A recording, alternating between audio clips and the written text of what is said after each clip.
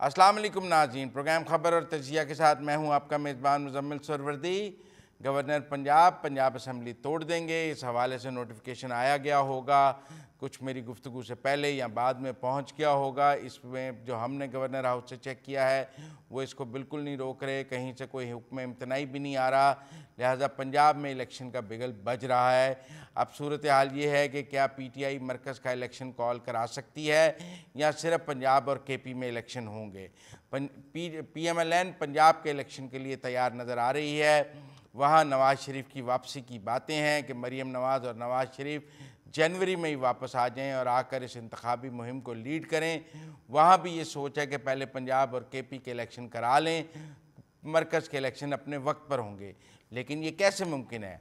अगर MQM ने मरकज़ी हुकूमत का साथ छोड़ दिया तो फिर मरकज़ी हुकूमत गिर जाएगी, फिर तो मरकज़ के इलेक्शन भी हो जाएंगे। ये हो सकता है कि सिंध और बलूचिस्तान के ना हो, वहाँ की हुकूमतों को कोई ख़तरा नहीं है, लेकिन मरकज़ी हुकूमत के गिरने के तमाम तर दारोमदार जो है वो MQM के ऊपर है। और जब से पंजाब में पंजाब असम्बली टूटने की बात हुई है, MQM के बदले हुए तेवर, उनके लहजे बदले हुए साफ नज़र आ रहे हैं। ऐसा लग रहा है वो PDM को कह रहे हैं कि पंजाब तो आपसे हैंडल नहीं हुआ, हम पर किस बात की ज़ोर ज़बरदस्ती करते हैं। अगर आप पंजाब की अपनी असम्बली नहीं बचा सके तो हम आपकी मरकज़ी हुकूमत क्यों बचाएं। लिहाजा पंजाब में जो कुछ हुआ है उसके असरात वफाक पर नज़र आने शुरू हो गए हैं। MQM के बदले हुए लहजे, कल आप बाप का बदला हुआ लहजा देख सकते हैं। लेकिन सब कहते हैं कि ये तो इस्टेब्लिशमेंट के इशारों पे हैं, लेकिन इस्टेब्लिशमेंट के इशारों पर तो चौधरी परवेज़ इलाही भी थे। अगर जो लोग इस्टेब्लिशमेंट के इशारों पर हैं या थे वो आज आज़ाद हैं अपने फ़ैसलों में, सियासी फ़ैसलों में, और वो किसी तरह भी PDM के साथ खड़े रहने पर कोई मजबूरी नहीं है उन्हें, इस्टेब्लिशमेंट उन्हें नहीं कह रही कि आप PDM के साथ खड़े हों, तो फिर PDM कैसे बचेगी? क्या वफाक की हुकूमत गिर जाएगी? और वफाक की हुकूमत गिरेगी या नहीं गिरेगी, इसका फ़ैसला तो कराची के बल्दियाती इंतखाबात पर है। वो रुक जाएंगे, वो कल होंगे नहीं होंगे, MQM के दफातर खुलेंगे, उनकी डिमांड लिस्ट कितनी लंबी है, आज उनकी एक डिमांड मान लेंगे, कल और डिमांड्स होंगी। तो हम आज MQM के ऊपर बात करेंगे। मेरे साथ मौजूद होंगे पहले हिस्से में आमिर जियाद साहब। अस्सलाम वालेकुम आमिर जियाद साहब। जी वालेकुम सलाम मुज़म्मिल साहब। आमिर जियाद साहब, हर आदमी एक सवाल का जवाब जानना चाहता है, MQM वफाकी हुकूमत गिरा देगी या नहीं गिराएगी? इसमें बहुत सारे अगर और मगर हैं। मतलब अगर फर्ज करें जो मेरे पास इत्तलात हैं कि जरदारी साहब से रात की बात हुई थी, शहबाज शरीफ साहब ने बात की थी, और उसके बाद जो है वो कोशिश की गई कि इन रूठे हुए लोगों को मना लिया जाए। MQM जो है हमेशा जो है पहले वो ब्रिंकमैनशिप करती है, जो उसकी तारीख रही है ना, फौरन पहली वार्निंग पे या पहली धमकी पे अलग नहीं होते। तो मेरे ख्याल में PDM जो है मना लेगी और उनके जो कंसर्न्स हैं उसको एडजस्ट कर दिया जाएगा। उनका कंसर्न जाहिर है कि लोकल बॉडीज के हवाले से लेकिन अगर कल इंतखाबात हो गए तो फिर तो कुछ नहीं हो सकता ना। फिर कुछ नहीं हो सकता। वो अभी तक वो कहते हैं ना कि दिल खुश फहम को है उम्मीदें, तो उनकी उम्मीदें ये है कि गालिबन कोई ऑर्डिनेंस आ जाए सिंध हुकूमत की तरफ से कि जिसके अंदर जो है इस तरह के मेजर्स हो जाएं कि जिसकी वजह से इंतखाबात जो है वो डिले हो जाए। लेकिन मैंने वही कहा ना कि अगर और मगर बहुत है। अगर ऐसे इक़दाम पीपल्स पार्टी फर्ज कर लें वो वफाकी काबीना से इस्तीफे देने का ऐलान कर देते हैं, तो आपके ख्याल में एतमाद का वोट भी नहीं देंगे या काबीना से निकल जाएंगे और एतमाद का वोट दे देंगे? देखिए, इन पे दबाव तो बहुत ज्यादा है इनके कारकुनों का, और पार्टी में हार्डलाइनर्स भी आ गए मर्जर के बाद ना। तो उसमें ये लोग समझते हैं जो पीपल्स पार्टी इसके नाक़दीन है MQM के, कि पीपल्स पार्टी से जब से इत्तेहाद हुआ है उस वक्त से जो है इनको बहुत ज्यादा नुकसान हुआ है, क्योंकि कराची के मसाइल और हैदराबाद के मसाइल के जिम्मेदार हमेशा ये पीपल्स पार्टी को ठहराते हैं मुबैना तौर पर। और जब वो उनके साथ जाते और उनके मसले भी हल नहीं होते तो कोई जवाब नहीं रह जाता साथ रहने का। तो अंदाजा यही है कि इनको पार्टी को फेस करना पड़ेगा इलेक्शन से पहले, जनरल इलेक्शन से पहले, ताकि इनकी सियासत जो है वो जो है वैसी चल सके शहर के अंदर। तो इम्कान इस बात का कि अगर ये बिल्कुल नाराज हो गए और अगर PTI ने अक्लमंदी का सबूत दिया तो ये भी हो सकता है कि जनाब ये वोट ना दें इत्तेमाद का। तो मुझे ये लग रहा है कि बहुत सारी चीजें जो है बड़े मंजरनामे से पाकिस्तान की जुड़ी हुई हैं कि पंजाब और KP में क्या होता है। अगर वहां पर इमरान खान अपने ज़ाइम में कामयाब हो जाते हैं जो वो चाह रहे हैं, और उसके नतीजे में वो भी इंडिकेटिव है कि जनाब हमारे जो इदारे हैं और हमारी जो इस्टेब्लिशमेंट है वो भी समझ रही है कि अब आगे बढ़ने का रास्ता ये कि जी आप इंतखाबात की तरफ जाएं। अगर इस चीज पे कंसेंसस हो जाता है तो फिर आप देखिएगा कि एमक्यूएम जो है उसी हिसाब से अपनी पोजीशनिंग करेगी। एमक्यूएम क्या, दीगर सियासी जमातें भी जो है उनकी पोजीशनिंग में चेंज आएगा। जब भी मैंने अर्ज किया था कि अगर और मगर बहुत है सब सूरत हाल में। जी मुजम्मिल साहब, तो आपको लगता है कि वो अपना दबाव दिन ब दिन बढ़ाते रहेंगे और बिलाखिर ये हुकूमत गिरा देंगे? गालिब इम्कान है, क्योंकि देखिए इतना कम वक्त है अब उसमें इंतखाबात में। चले अगर वक्त पे भी होते हैं तो इसी साल होने हैं ना। इस हुकूमत की जब मियाद मुकम्मल हो जाएगी इस पार्लियामेंट की, तो उसमें एमक्यूएम को जाहिर है कि अपनी सियासत के एहा के लिए कोई ना कोई पोजीशन लेनी है, और उसमें जाहिर है कि उनकी जो कंफर्टेबल पोजीशन होगी कि उनका सिंध हुकूमत से इख्तिलाफात हों और वो कराची के हकूक के चैंपियन के तौर पे बाहर निकले। तो ये उनकी मिनिमम पोजीशन होगी, और उसमें जाहिर है कि ये कोशिश करेंगे कि डिले हो, पीडीएम कोशिश करेगी कि जनाब एमक्यूएम किसी तरफ अपनी तरफ रखा जाए। लेकिन मैं समझता हूँ कि पीटीआई भी जो उनकी तरफ से बात बयानात आ रहे हैं तो वो भी मतलब इस काम को जरा सा मुश्किल बना रहे हैं। अगर जरा सा वो एमक्यूएम के ऊपर बजाय हमला करने के उनसे राब्ता वाब्ता करते, बात करते, तो ज्यादा मेरे ख्याल में आसान हो जाती उनकी मंजिल। नहीं तो क्या आपको पीटीआई और एमक्यूएम के दरमियान कराची में सीट एडजस्टमेंट का कोई इम्कान नजर आता है? नहीं नहीं, मुझे बिल्कुल नजर नहीं आता, क्योंकि जाहिर है कि इस वक्त दोनों में तजाद ये है कि पीटीआई ने उनसे सीटें जीती हैं और एमक्यूएम ने हारी हैं। तो एमक्यूएम चाहेगी कि उनकी टर्फ बहाल हो जाए और पीटीआई उसको बरकरार रखना चाहेगी। उसमें आपको पीपल्स पार्टी भी डीलिमिटेशन के बाद कई कॉन्स्टिट्यूंसीज में अच्छी कारकर्दगी दिखा सकती है। जमात इस्लामी के बारे में भी वो डार्क हॉर्स है कि जिस तरह से उन्होंने जोश खरोश से अपनी मुहिम चलाई है तो उसको उसके डिविडेंड मिलते नहीं मिलते, ये भी एक बहुत बड़ा सवाल है। तो कराची इस वक्त फ्लक्स में है। पहले हुआ करता था कि यकीनी है कि जी फला पार्टी ने फला जगह से जीतना है। अभी जो है मतलब है कि जब इलेक्शंस होंगे, इंतखाबात होंगे, तो पता चलेगा कि कौन कितने पानी में है। तो फिर आपको ये लगता है कि अगर सदर मुमलिकत शहबाज शरीफ को एतमाद का वोट लेने के लिए कहते हैं, जिसकी बाज़गश्त है, तो उसमें एमक्यूएम एक वाइल्ड कार्ड है? ये भी मुमकिन है कि वो दे दें और ये भी मुमकिन है कि वो ना दें? जी, वाइल्ड कार्ड सिर्फ एमक्यूएम नहीं है, और भी लोग हैं, और हत्ता के बाद पीएमएलएन के भी जो लॉ मेकर्स होंगे, मेंबर्स होंगे, वो भी वाइल्ड कार्ड होंगे। देखिए वो उस वक्त कहेंगे जब इनको अंदाजा हो जाएगा कि हम जीत सकते हैं। जब सदर की तरफ से ये बात आएगी, वो मतलब हल्का हाथ नहीं डालेंगे। और वो जब कहते ना कि अगर एक तो पंजाब का किला गिर गया और केपी का किला गिर गया, उसके बाद लोग जो है उनको अंदाजा हो जाएगा कि हवाएं किस रुख पर हैं। तो फिर आप देखिएगा कि बड़ी तेजी के साथ जो है, जो फ्रिंज पे लोग बैठे होते हैं, अपनी वफादारियां तब्दील करते हैं, सियासी पोजीशन तब्दील करते हैं, जो हमारी सियासत की रिवायत रही है।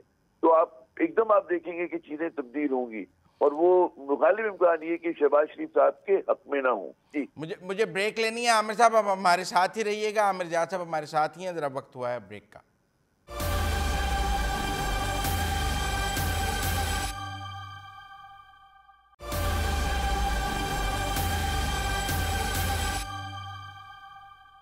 ब्रेक के बाद खुशामदीद नाज़रीन। आमिर जाद साहब, आखिरी दो सवाल आपके साथ। वो कहते हैं कि वो कह रहे हैं कि हम क्या शरीफ हुए, सभी बदमाश हो गए। इस फ़िक्रे में वो कहते हैं बहुत पैगाम और बहुत वाज़ेह हिकमत अमली मौजूद है। आप इस फ़िक्रे को कैसे ले रहे हैं? अरे मुझे नहीं पता ये किस पे किया गया, क्योंकि मैंने तो सोशल मीडिया पे नहीं, ये मुस्तफ़ा कमाल साहब ने रीयूनिफिकेशन के मौके पे कहा कि हम क्या शरीफ हुए, सभी बदमाश हो गए। तो वो कह रहे हैं कि ये पॉलिसी का ऐलान था या ये गिला शिकवा था? अच्छा, यहाँ मैंने वही कहा कि मुस्तफा कमाल से मंसूब है ये जुमला, और ये क्लीशे है कराची के, उसके अंदर अक्सर लोग कहा करते हैं। लेकिन मैं समझता हूँ कि एमक्यूएम की जो 80 और 90 की दहाई की सियासत है, उससे इन्होंने बिल्कुल अपने आप को डिस्टेंस किया है, और मैं नहीं समझता कि उसका एहा हो सकता है, या जो हमारे कहते हैं वापस उस तरफ जा रहे हैं। वो उनका ख्याल है कि उसके अलावा चारा नहीं है कंट्रोल करने का। नहीं, वो मुमकिन नहीं है, क्योंकि देखिए एक तो बात ही कि एमक्यूएम के अंदर भी रीथिंकिंग हुई है, और इनको अंदाजा ही हुआ है तो सदर सियासत से लॉन्ग टर्म में इनको नुकसान हुआ है। और जब भी इनका जो डिस्टेंस हुआ है, पर लंदन को काउंटर करना है तो लंदन को काउंटर करने के लिए मसल्स तो दिखाने पड़ेंगे। बेखल उस तरह की मसल्स की जरूरत नहीं होगी कि जो 80 और 90 की दहाई की सियासत होती थी। मैं नहीं समझता उसकी तरफ कराची दोबारा जाएगा, क्योंकि एक तो देखिए डेमोग्राफिक चेंजेस आ गए हैं यहाँ पर, जो है सिक्योरिटी इदारों की गिरफ्त ज्यादा मजबूत हुई है, और वो जो इनका नेटवर्क हुआ करता था वो टूट गया है एक जमाने में, जो मिलिटेंसी का हुआ करता था। और सिर्फ इनका ही नहीं, पीपल्स अमन कमेटी भी सब आपको फाल नजर नहीं आएगी, जो कि जराइम हो रहे हैं हमारे शहर में बहुत ज्यादा, लेकिन वो जो एक पॉलिटिकल मोटिवेटेड क्राइम हुआ करता था वो जो है कम हुआ है। हत्ता कि आप याद करें ANP मुसल्ला हुआ करती थी एक जमाने में कराची के अंदर, बहुत सारे पोलिटिकल प्लेयर्स थे, MQM ही नहीं थी, लेकिन MQM बड़ी जमात थी तो उनका गालिब इनका वो हुआ करता था। तो मैं नहीं समझता मुजम्मिल साहब कि अब जो है उस तरफ जाएंगे, क्योंकि अब इनके जो मेरी इनके लोगों से बैकग्राउंड इनसे गुफ्तगू रही है माजी में MQM के लीडर से, उस पर ये लोग उस चीज से अपने आप को बड़ा इन्होंने सोच समझ के डिस्टेंस किया है। और जो कराची के 21वीं सदी का बच्चा है, देखिए मिडिल क्लास को रूल ऑफ लॉ पसंद है, वो किसी ऐसी तंजीम के साथ नहीं जाएगा जो पर 80 और 90 की मिडिल क्लास को तो रूल ऑफ लॉ नहीं पसंद था। नहीं, मिडिल क्लास जो है वो थ्राइव करता है, वो तरक्की करता है रूल ऑफ लॉ में। लोअर मिडिल क्लास हो गया, मेहनत कश हो गया, उनको रोज निकल के काम करना होता है, वो चाहते हैं कि हमारे बच्चे स्कूल जाएं, शाम को जाके निहारी विहारी खा लें, तो ज्यादा की ख्वाहिश नहीं होती लोगों की। तो बात मैं ये समझता हूँ कि एक जो क्लास कैरेक्टर है कराची के गालिब अक्सरियत का, वो यही है, यही चाहते हैं। इशरतुल अबाद साहब भी वापस आ रहे हैं, सारे लोग वापस आके इकट्ठे हो जाएंगे तो एक गुलदस्ता बन जाएगा जिसकी महक से सब मुनव्वर हो जाएंगे। नहीं, मेरे ख्याल में मैं वही कहता हूँ, देखो दो काम करने होंगे। 13 और 18 में कराचीइट्स ने क्यों PTI को वोट दिया? क्योंकि तब्दीली थी। तो MQM को तब्दील करना पड़ेगा अपने आप को रेलेवेंट करने के लिए, उसमें नया खून साबित शामिल करना पड़ेगा और एक सॉफ्ट फेस को ज्यादा उजागर करना पड़ेगा। और कसीरुल लसानी जमात जिसमें पठान, पंजाबी, पश्तून, सिंधी सब लोग हों, यहाँ पर बलोच हों, ताकि वो कराची के लोगों को मसाइल की बुनियाद पर जोड़ सके। MQM ये काम करे, PTI करे, पीपल्स पार्टी करे, ANP करे, जो करेगी कराची के लोग उसको वोट दे रहे हो। आमिर रियाज साहब का मौक़िफ़ है कि पंजाब और KP को देखकर MQM अपना फैसला करेगी और वो हुकूमत से अलहदा हो सकती है। अब हमारे साथ मौजूद हैं नादिया नकी साहिबा, हम उनसे बात करेंगे। अस्सलाम वालेकुम नादिया नकी साहिबा। जी वालेकुम अस्सलाम मुजम्मिल। नादिया नकी साहिबा, $1 मिलियन क्वेश्चन है, MQM वफाकी हुकूमत को छोड़ देगी या नहीं छोड़ेगी?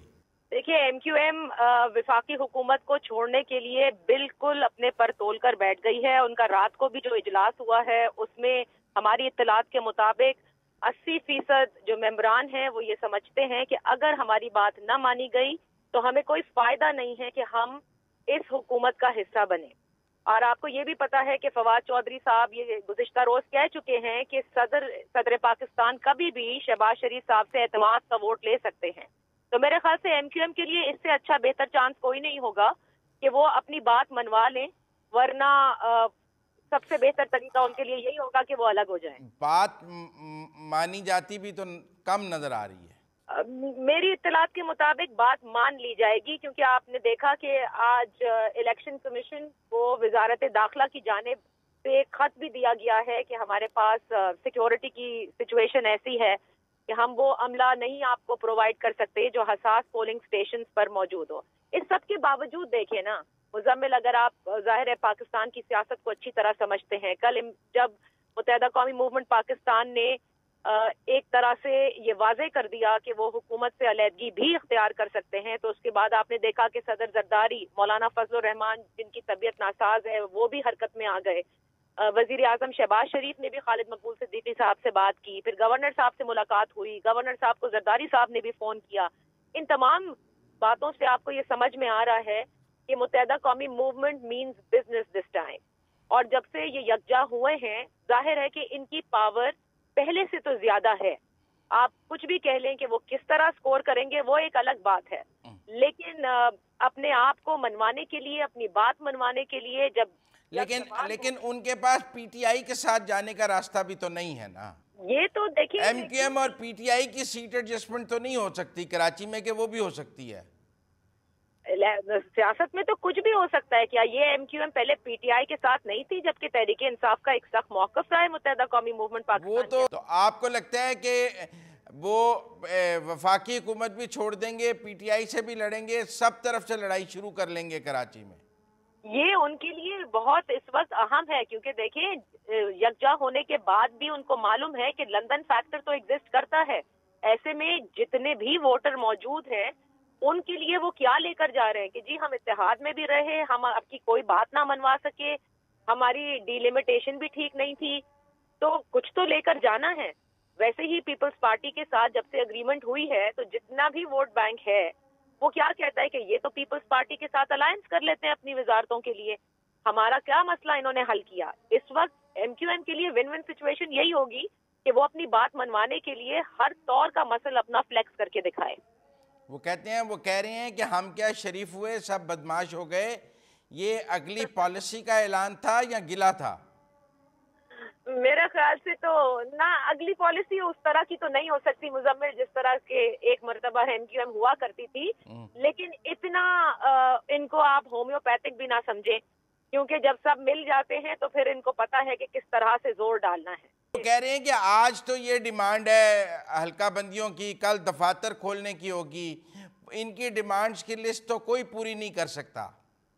कम से कम हल्का बंदियों की हो गई और कुछ दफातर खुल गए तो मेरे ख्याल से मुत्तहदा कौमी मूवमेंट के लिए ये बेहतर होगा। क्योंकि देखिए, गिला भी तो यही है ना कि आप कब तक दीवार से लगाएंगे एक जमात को जिसने अपनी अलहदगी का पूरा न सिर्फ ऐलान किया बल्कि अलहदा होकर भी दिखाया, और उसका उन्होंने खमियाजा भुगता है। हर बार बाय इलेक्शन में भुगता है, इलेक्शन में भुगता है। तो ये तो आप नहीं कर सकते किसी पॉलिटिकल जमात के साथ कि आप उसकी तमाम चीजें छीन भी लें और उसके बाद कहें कि अब तुम फ्लोट करके दिखाओ। बहुत शुक्रिया नादिया नकी साहबा हमारे साथ बात करने का। नाज़रीन, आपने नादिया नकी साहबा की गुफ्तगू सुनी। वो कह रहे हैं एमक्यूएम मीन्स बिजनेस। उनके अंदर 90% ये राय है कि हुकूमत से अलहदा हो जाना चाहिए। इस हुकूमत के साथ रहने से उनको सियासी नुकसान होगा। अगर ये साल इलेक्शन का है तो फिर हुकूमत से अलहदगी ही एमक्यूएम के मुफाद में है। इसलिए अगर उनका हल्का बंदियों का मसला हल हो गया और कल इलेक्शन ना हुए तब तो वो कुछ देर इस हुकूमत को सपोर्ट करेंगे, लेकिन फिर दफातर खोलने की डिमांड है और डिमांड हैं। आपको एमक्यूएम को पूरी स्पेस देनी पड़ेगी, वरना वो ये हुकूमत मज़ीद अपने कंधों पर नहीं खड़ी करेंगे। इसीलिए एमक्यूएम का फ़ैसला जितनी जल्दी हो जाएगा तब उतनी जल्दी ही बेहतर है। इस वक्त पीटीआई की सब नज़रें भी एमक्यूएम पर हैं। जिस दिन एमक्यूएम इनकार करेगी उसी दिन सदर एतमाद के वोट का कह देंगे। तो इसलिए एमक्यूएम के ऐलान का सबको इंतज़ार है। आज तक के लिए इतना ही। अपने मेज़बान मुजम्मिल सोहरवर्दी को प्रोग्राम खबर और तजिया से इजाज़त दीजिए। अल्लाह हाफ़िज़।